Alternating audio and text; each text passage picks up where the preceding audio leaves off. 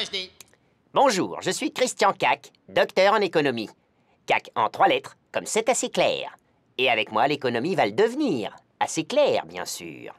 Dans un contexte où l'État cherche partout des sous, il est tenté de créer des taxes à qui mieux mieux. Dernier projet, la taxe sur les transactions financières. Mais rassurez-vous, elle ne touche ni les particuliers ni les entreprises. Mais alors, qu'est-ce que c'est?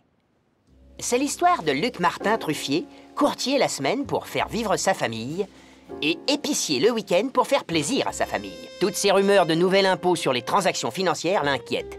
Pour le détendre, j'ai mis à sa disposition mon ami François Calmos, antispasmodique à domicile. Peut-on taxer les transactions financières? Mais enfin, laissez-le passer. Très heureux, monsieur Calmos. Vite, allons à l'intérieur. Ce sont des amis traders et ils tenaient absolument à vous rencontrer. Voilà. Vous avez les toilettes, s'il vous plaît? Oui.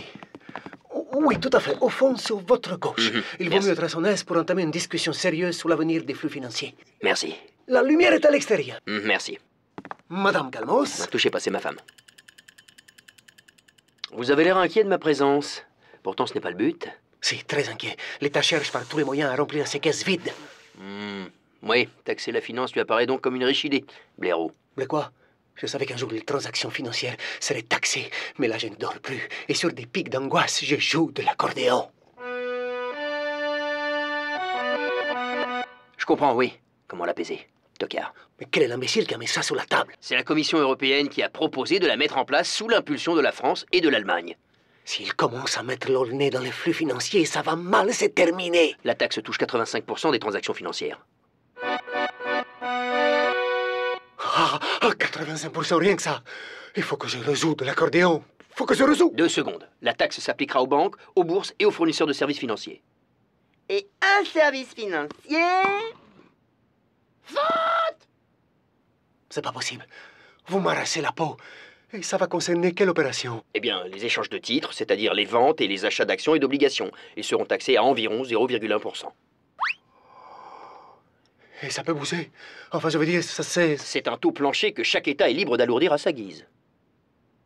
Pour vous, 0,1%, c'est peut-être un détail, mais pour moi, sur l'ensemble des transactions, ça veut dire beaucoup.